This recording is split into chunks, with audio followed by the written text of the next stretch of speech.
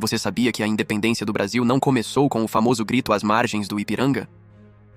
A cena imortalizada nos livros e pinturas é apenas o ponto final de uma trama repleta de conspirações, pressões internacionais e revoltas internas que poucos conhecem. E o mais surpreendente, a independência brasileira não foi liderada por um herói popular ou revolucionário local, mas por um príncipe português, herdeiro da própria monarquia que dominava o país. Isso muda totalmente a forma como enxergamos esse episódio da nossa história. Por isso, se você acha que já conhece a história da independência, prepare-se. O que aconteceu nos bastidores, os interesses ocultos e os movimentos esquecidos podem transformar completamente sua visão sobre esse marco histórico. Não saia daí, porque você precisa entender os segredos que moldaram o nascimento do Brasil independente. Quando falamos em independência do Brasil, não podemos enxergá-la como um evento isolado. O mundo do final do século XVIII e início do XIX estava em plena transformação, influenciado por correntes filosóficas, revoluções e guerras que alteraram profundamente a política internacional.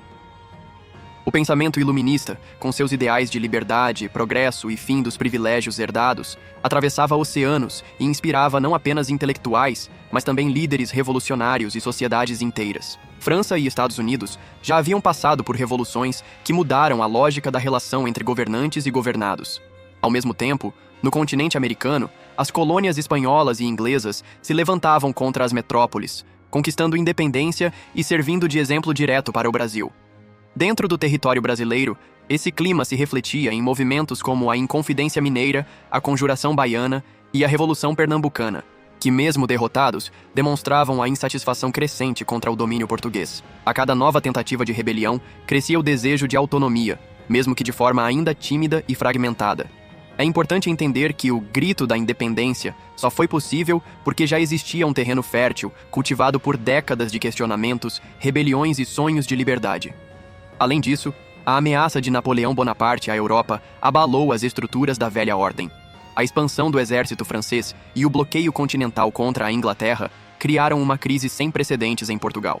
O pequeno reino, dependente do comércio britânico, viu-se diante de uma escolha arriscada: enfrentar Napoleão ou desafiar os interesses franceses.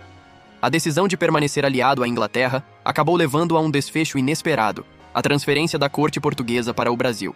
Esse acontecimento, que à primeira vista parecia uma fuga desesperada, se transformou em um divisor de águas para a história brasileira. Enquanto a Europa ardia em conflitos e revoluções, o Brasil passava a se tornar, pela primeira vez, o centro do poder de uma monarquia europeia. A independência, portanto, começou a ser escrita muito antes do Ipiranga, em um mundo que já respirava mudanças e não aceitava mais as velhas correntes do colonialismo. O avanço de Napoleão Bonaparte pela Europa colocou Portugal em uma encruzilhada. O imperador francês decretou o bloqueio continental, que exigia que todos os países fechassem seus portos à Inglaterra, mas Portugal dependia desse comércio para sobreviver. Ao se recusar a aderir ao bloqueio, o país se tornou alvo imediato do exército napoleônico. Para não perder o trono, D. João VI tomou uma decisão inédita: transferir toda a corte portuguesa para o Brasil. Foi uma verdadeira operação de guerra, organizada às pressas e com apoio da marinha inglesa, que garantia proteção contra os franceses. Em 1808, mais de 15 mil pessoas, entre nobres, militares e funcionários da coroa, atravessaram o Atlântico em uma das maiores fugas políticas da história. A chegada ao Brasil mudou para sempre o destino da colônia. Primeiro em Salvador e depois no Rio de Janeiro, a corte transformou o Brasil em sede do Império Português, trazendo instituições, cultura europeia e novas regras. Essa transferência fez com que a antiga colônia deixasse de ser apenas um território explorado e passasse a se tornar o centro administrativo do reino. Foi nesse momento que germinaram as primeiras condições concretas para a independência. A elite local, até então submetida a restrições do Pacto Colonial, começou a perceber que o Brasil podia ser mais do que um apêndice de Portugal. O simples fato de a monarquia ter cruzado o oceano já demonstrava que a colônia tinha peso estratégico. E ainda que o objetivo inicial fosse apenas escapar de Napoleão, essa mudança abriria caminho para que, poucos anos depois, o Brasil buscasse caminhar com as próprias pernas. A chegada da família real ao Brasil não foi apenas um episódio curioso, mas um marco de transformação econômica.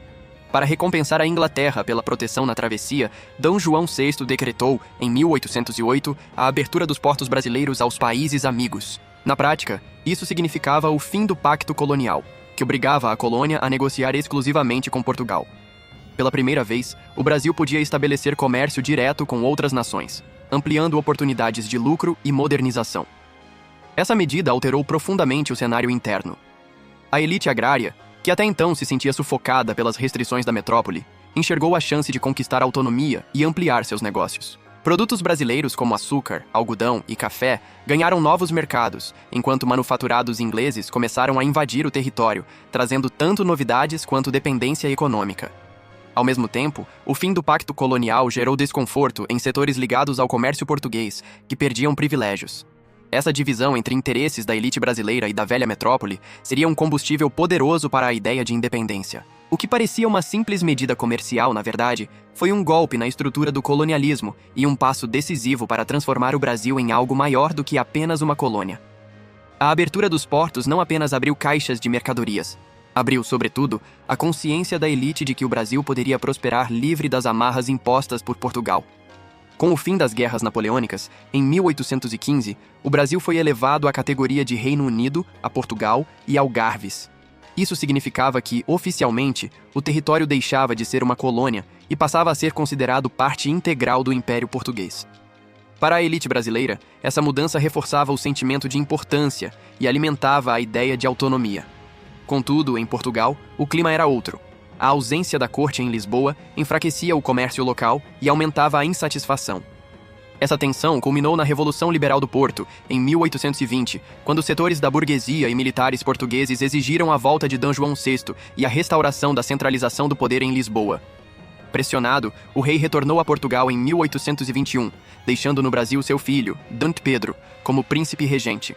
Essa saída marcou o início de um conflito direto entre as cortes de Lisboa, que queriam reverter os avanços obtidos pela antiga colônia, e os grupos locais, que enxergavam na presença de D. Pedro uma chance de garantir independência definitiva. A partir de 1821, as cortes de Lisboa enviaram uma série de ordens para diminuir o poder de D. Pedro, exigindo inclusive seu retorno imediato.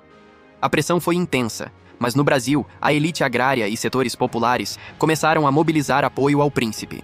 Em 9 de janeiro de 1822, D. Pedro recebeu uma petição com mais de 8.000 assinaturas pedindo que permanecesse no país. Sua resposta entrou para a história. Se é para o bem de todos e felicidade geral da nação, diga ao povo que fico. O chamado Dia do Fico foi mais do que uma frase simbólica. Foi um ato de desafio direto às cortes portuguesas. A partir dali, D. Pedro se aproximou ainda mais dos interesses da elite brasileira. Formou um novo ministério sob liderança de José Bonifácio e começou a consolidar um governo que atuava na prática como independente. Ao mesmo tempo, em várias regiões do Brasil, conflitos armados contra tropas portuguesas já se intensificavam. O país estava claramente dividido entre a submissão a Lisboa e o desejo de autonomia. Nos meses seguintes ao Dia do Fico, a ruptura se tornou inevitável. Em maio de 1822, o governo brasileiro decretou que ordens vindas de Portugal só seriam acatadas se aprovadas por D. Pedro. A decisão acirrou a crise. Em locais como a Bahia, batalhas entre tropas luso-brasileiras se tornaram sangrentas. Em meio a esse cenário, Lisboa enviava novas determinações, tentando reduzir D. Pedro a simples governador subordinado. Enquanto isso, no Rio de Janeiro, sua esposa, Dona Leopoldina, e José Bonifácio organizavam a resistência política e militar. Foi nesse contexto que, durante uma viagem a São Paulo para buscar apoio de líderes locais, D. Pedro recebeu as últimas notícias de Lisboa, impondo novas humilhações à sua autoridade. A resposta veio no dia 7 de setembro de 1822, às margens do riacho Ipiranga. Irritado, o príncipe rompeu de vez os laços com Portugal e proclamou: independência ou morte. Embora a cena tenha sido romantizada em pinturas e livros, representou o ato final de um processo que vinha se desenrolando há anos. Após o 7 de setembro, D. Pedro foi aclamado imperador em 12 de outubro de 1822 e coroado em 1º de dezembro, tornando-se D. Pedro I. O Brasil finalmente se apresentava ao mundo como uma nação independente. No entanto, a independência não trouxe mudanças profundas para todos. Diferente das revoluções de outros países da América, que nasceram de levantes populares, a independência brasileira foi conduzida por um membro da própria Casa Real Portuguesa. Isso significava que muitas estruturas coloniais se mantiveram. A escravidão continuou sendo a base da economia, os povos indígenas permaneceram marginalizados e a política ficou concentrada nas mãos da elite agrária.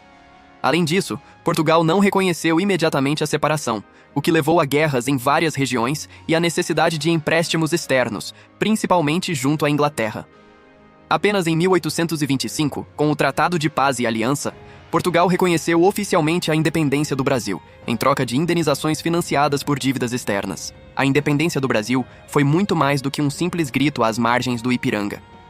foi o resultado de pressões internacionais, ideias iluministas, revoltas internas e disputas entre a metrópole e sua colônia mais rica.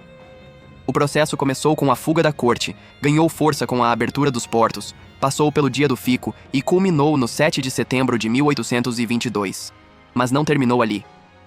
Guerras, dívidas externas e a continuidade de antigas estruturas sociais mostraram que a liberdade política não significou de imediato igualdade para todos. Mesmo assim, esse foi um dos momentos mais marcantes da nossa história, o ponto de partida para a construção de um Brasil soberano.